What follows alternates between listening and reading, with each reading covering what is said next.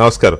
జొన్నమిత్రులు గారు, మీరు మామూలుగా ఎప్పుడూ సామాజిక సమస్యల మీద ఏదో ఒక సమకాలీన అంశాల మీద ఎప్పుడు స్పందిస్తూనే ఉంటారు. అవసరమైతే కొంతమంది మూర్ఖ శిఖామణులు ఉంటే వాళ్ళని కూడా డైరెక్ట్గానే ఫేస్ చేస్తూ ఉంటారు. రామ్ గోపాల్ వర్మ లాంటి వాళ్ళని డైరెక్ట్గా కూడా ఫేస్ చేసిన సందర్భాలు చూసాం కదా. సో ఈ సందర్భంలో మీరు రీసెంట్గానే పార్టీ కూడా పెట్టారు, జై తెలుగు అని పార్టీ కూడా పెట్టారు. పార్టీ పెట్టి ఇప్పుడు ఎన్నికల్లో పోటీ చేస్తున్నారు. మీరు ఏంటి ఎన్నికల్లో పోటీ చేయాలనే ఆలోచన ఎందుకు వచ్చింది? పార్టీ పెట్టడమే అసలు ఎన్నికల్లో పోటీ చేయటానికి. నేను కాకుండా 175 స్థానాల్లో కూడా కవులు, కళాకారులు, శతావధానులు, సహస్రావధానులు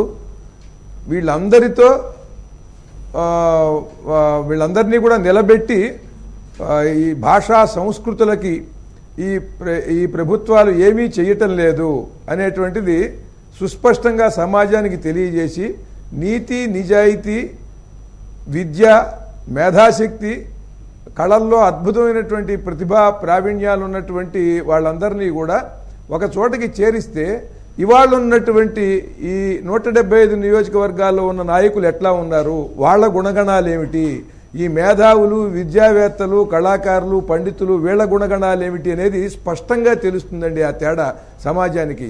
అలా తద్వారా మంచి వాళ్ళని ఎన్నుకునేందుకు ఒక ప్రత్యేకమైనటువంటి రాజకీయ వేదికని ఈ పార్టీ ద్వారా కల్పించి సమాజంలో 100కి 25% ఓట్లు పడటం లేదండి అసలు ఎప్పుడు పోలింగులో.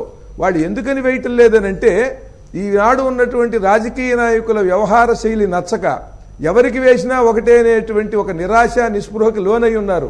వాళ్ళెవరికీ కూడా కులం పిచ్చి లేదు, వాళ్ళెవరికీ డబ్బు పిచ్చి లేదు, వాళ్ళు సోమరులు కాదు, వాళ్ళు కేవలం వీళ్ళ విధానాలు నచ్చక రావటం లేదు ఓటు వేయటానికి. ఆ 20-25% మంది వచ్చి ఓటు వేయటానికి ఒక పార్టీ లేదండి.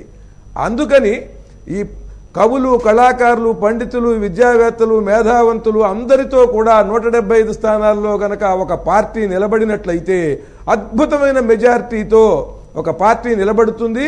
ఈ పార్టీలో ఉన్నటువంటి వాళ్ళు కూడా వీళ్ళు నీతిపరులు, విద్యావంతులు, వీళ్ళ వల్ల సమాజానికి మంచి జరుగుతుంది అనేటువంటి భావంతో వీళ్ళకి గనక 5% వాళ్ళు 5% వీళ్ళు వేస్తే అద్భుతమైన అఖండమైన మెజార్టీతో ఈ పార్టీ అధికారంలోకి వస్తుంది. అంటే మీ ఆలోచన లేకపోతే మీరు మీ ఆకాంక్ష